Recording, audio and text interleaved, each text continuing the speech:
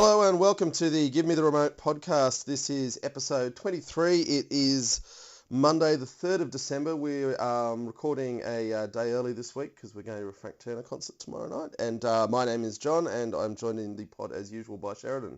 Hello. And we're using some slightly different technology this week. So if you've got any feedback on the sound, do let us know via gmtrpodcast@gmail.com and we'll try and clean up anything we've gotten wrong. But getting right into business... There's a lot of knobs in the pod now.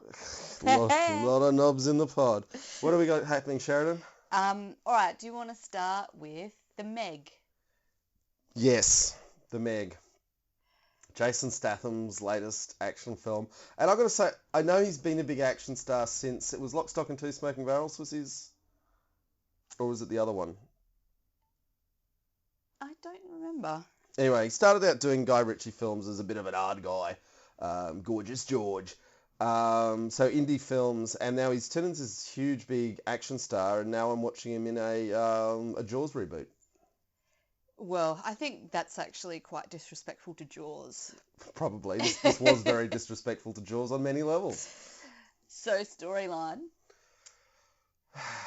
There's a billionaire who's messing with things he shouldn't deep in the ocean, and they kind of reprise the Beowulf storyline in that a giant monster comes up out of the deep and they kill that, and then it turns out its mum's out there and it's even bigger. So it was actually, do you know what I've just realised? The Meg is Jaws 1, 2 and 3 all in one movie. Smushed into one movie. Mm-hmm. So you got, there is actually this awesome homage scene, because it's this ancient sort of shark that's huge. It's a mega shark. And the obligatory thing for a modern blockbuster in 2018 is that it's got a huge Chinese cast and a large number of settings in China. But anyway, like I was saying, there's this awesome homage scene to Jaws 1 when they have like this Chinese version of the mum who runs out to save her son that's on the floaty device. It's really good. But then there's Jaws 2, which Jaws 2 is the mother and child of Jaws. Shark one, wasn't it? Yeah, I mean, even in the original Jaws, there was, we've caught the shark, and it turned out there was the bigger shark out there. So even in Jaws 1, they kind of did that Grendel thing. True. But then the Jaws 3 was the one where they're in that like underwater kind of research facility that's all futuristic and high tech. Yeah, which they do very much. Which they do in as well. So it's Jaws 1, 2 and 3. Yeah. Done badly. Yeah. The little submarines all seem completely unrealistic. There's, just plot armor where it's needed, and if you're marked to die, you're marked to die. It's a whole bunch of storyboards scratched together, and the narrative serves the storyboards. Yes, and it's not actually that clever, so... It's not a clever boat in this whole thing. It's not even, like, bad in a good way. It's just bad. I think the funniest character is, the billionaire, who's played by the guy that plays the American Gareth in The Office. Mm-hmm. He's got the best lines. Yep. I don't know if maybe he's just a slightly better actor than everyone. But... Certainly got better comic timing than everyone, I think. Yeah. There's also this ludicrous idea that the thermocline, which is a thing that happens in the oceans where you get a layer of warm water over a layer of cold water, and it makes it harder to receive sonar returns through it, somehow is this impenetrable barrier that's keeping these creatures of the deep. Oh yeah, that was so dumb. Yeah, and we're penetrating the thermocline. I mean, it's literally like putting your hand in the sink is penetrating a thermocline. Yeah. But, So, yeah, they needed to strain a lot of credibility, and there is always a classic thing that it's nice to think there are things in the deeps of the ocean unknown to humanity. Yeah. But it's probably not going to be what they call charismatic macrofauna. It's not going to be big, huge things. Because how could they live down there? I mean, there are the giant squid, but we know about them. Yeah. So, yeah. I read this, when I was reading reviews, there was a good line by someone from Variety that said, this is the type of a movie that you used to go to just so that you could get into air conditioning. Because when you used to go to the cinema just to get in the air conditioning. Yeah. And now you like, I don't need to watch this crap because I've got air conditioning and I don't need to leave home. Yeah, I mean, it's a real Friday night popcorn movie at the cinemas. And when we were in the UK, there were posters for this everywhere. Everywhere. That was in July. Yeah. That festival movie from the guys from The In-Betweeners, that hasn't come out yet, but on digital. Oh, but, yeah. Yeah. Yeah, so The Meg. It's, if you've been missing a shark movie in your life, it's kind of nice to have another shark movie. There's a couple of cool moments, like that Jaws recreation scene. I thought that was pretty cool. There's in the beginning, so it sort of starts with these scientists going down, passing through the gas layer. It's not a gas layer, it's just a temperature layer. Yeah, whatever it is. I don't do science. And there's this... Neither does the Meg. No. But there's like this really fat guy that's in the submarine. And I'm like, who would let such a fat dude in a submarine? Well, I think fat dudes occur in science. But I don't think they're allowed in submarines to do like extremely physically taxing missions in small it was spaces. the private sector. It wasn't military. So, and even in the military, there are fat dudes in the military. And he proves to be a risk because he's so slow getting up the ladder that he causes his mate to cark it. I don't think that's a spoiler because it's 10 minutes. It's pretty early in. It's 10 minutes in. And fat dude doesn't actually contribute a whole lot either. No, he's rubbish. Unless he's just a token fatty to keep fatties watching. Hello, my fatty brethren and sisters. Careful. You're going to get a lot of letters soon. Yeah, well, we were waiting for some email on this show. Okay, so... Oh, I'm torn. What are you going to give it? Oh, I think it's a 2 stars. I'm torn between 1 or 2 stars. Okay. I'm going to go 2. 2 stars from Sheridan. Okay, then. Okay, so what's next? Well, let's review the movie that you watched that I didn't. Okay, so this is Ant-Man and the Wasp.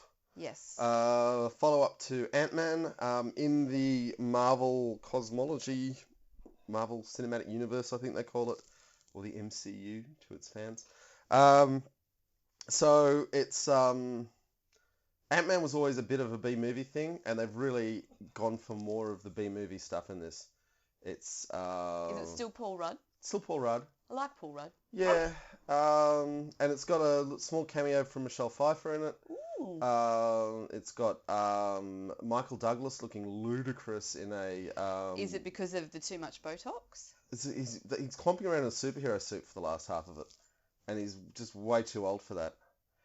It's a bit saggy. Well, it just looks ludicrous in the Ian is joining the podcast. Ian does not think Michael Douglas looked good. Ian has very dim views on that. It did an interesting thing that we're going to get to again, where the special effects looked a bit dud, and then I almost wondered if it was to make it look better. In the post credits, they started showing even dudder looking claymation mashups of the scenes, which was a bit weird. And then I've noticed Marvel's doing this, not Marvel, Disney's doing this in a couple of other things lately. But it's a real old school B grade movie with B actors and a B story. And so is the Wasp his friend or his enemy? No, the Wasp is his love interest. Oh. Was she in the first one? Yeah. Michael Douglas's / Hank Pym's daughter. Ah. Anyway, so she's got the Wasp suit, which lets her fly without needing to corral an ant. Right, yeah. And she has these bio lasers. And they do a lot of, I guess it's kind of clever stuff with like shrinking things and bringing things back up. And there's this office block that they're using as a lab that they keep shrinking down to hide from people and then blowing back up to full size. And there's a lot of heist jokes and gags surrounding supersized and miniaturized things and people trying to steal the technology. But it's all a little bit of a yawn, and not even with the charisma of Paul Rudd. I think you're the only one who really appreciates the charisma of Paul Rudd. I think lots of people do. He's a very likeable man. Yeah, I mean, there's some fun gags with the ant that acts as his doppelganger around the house because he's under FBI house arrest. So they put his tracking tag on this ant and have it in his house. It really felt a bit paint by numbers. So what are you going to give it? Just 2.5 stars. Yeah, right. It's real middle of the line. I mean, it moves on a few things in the Marvel Cinematic Universe from Avengers 4, but not really. It literally ends. Well, no, I don't want to spoil it. Anyway, so it's just a very meh, nothing installment, if you ask me. Okay. Yeah.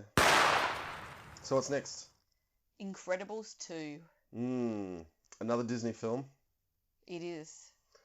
And it's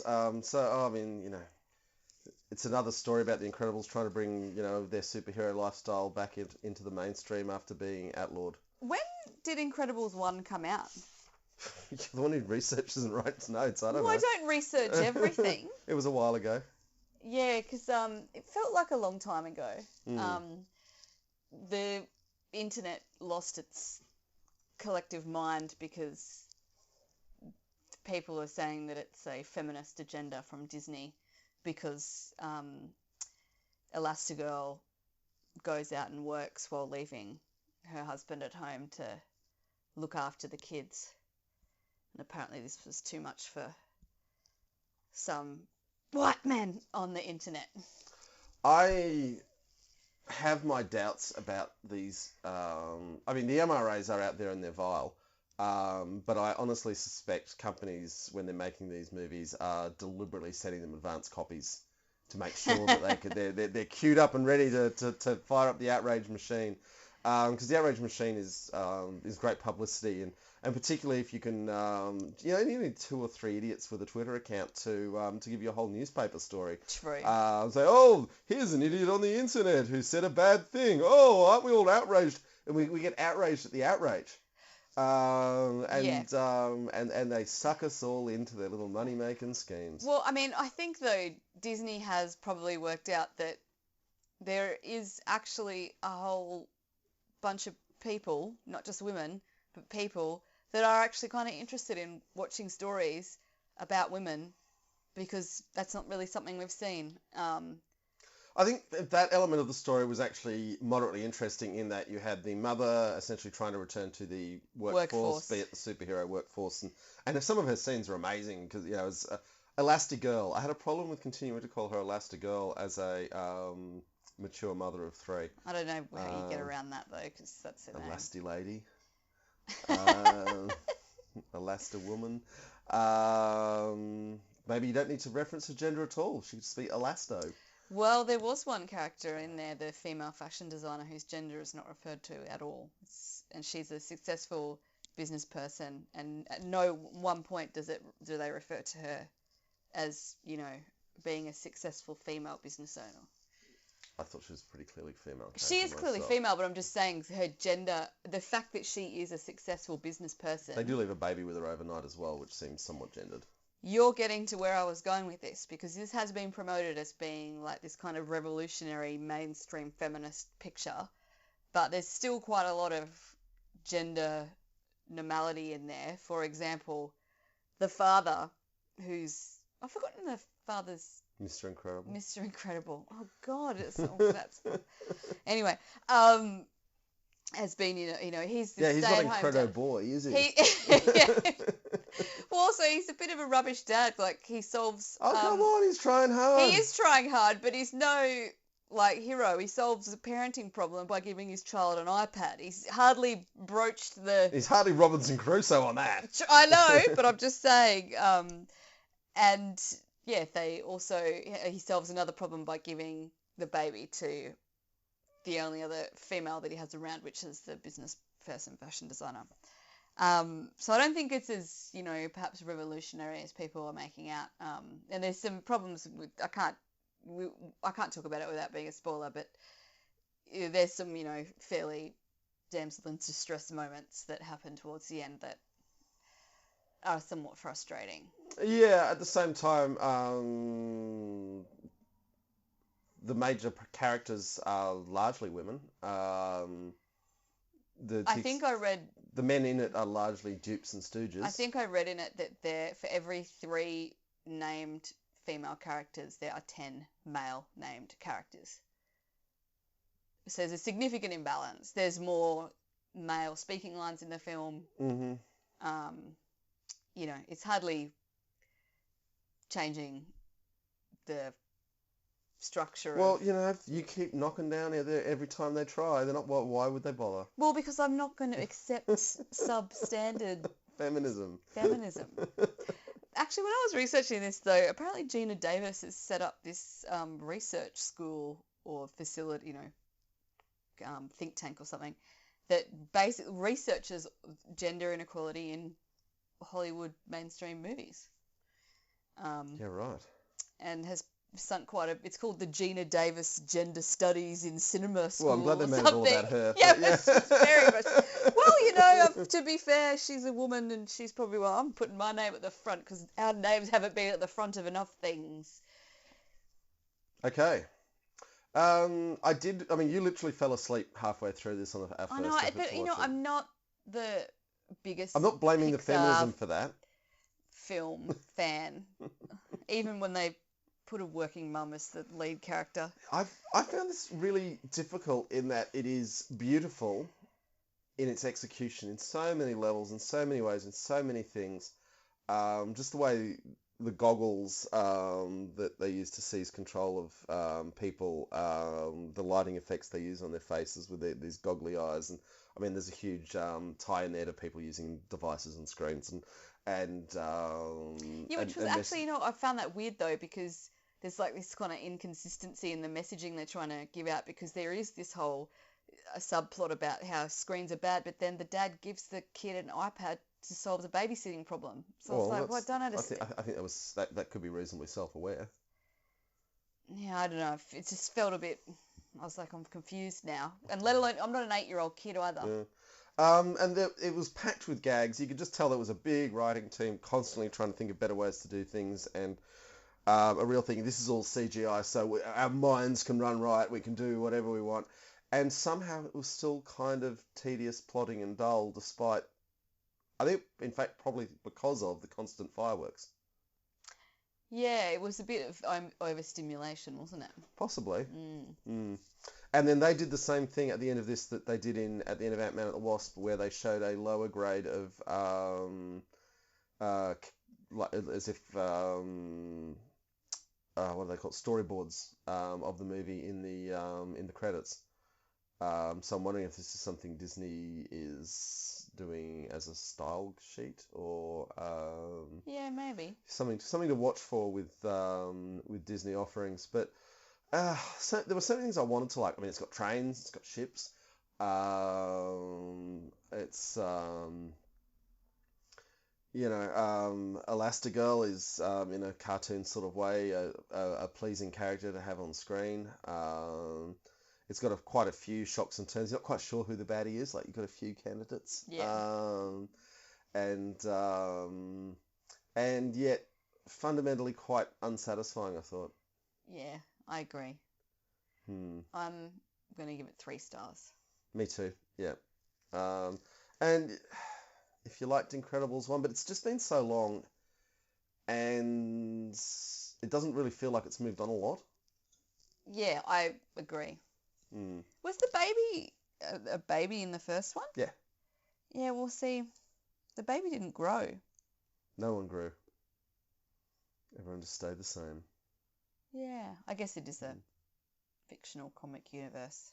Yeah. Okay, look, this is a reasonably quick one from us this week, and like we said, we're a little early, but we're going to wrap it up now. So, folks, if you've enjoyed listening to us, do send in suggestions for things you'd like us to watch, or just say hi to gmtrpodcast@gmail.com, or leave a message on any of the social channels we appear on. And that's it from me. Yes, thanks, folks. Okay, and thank you and good night.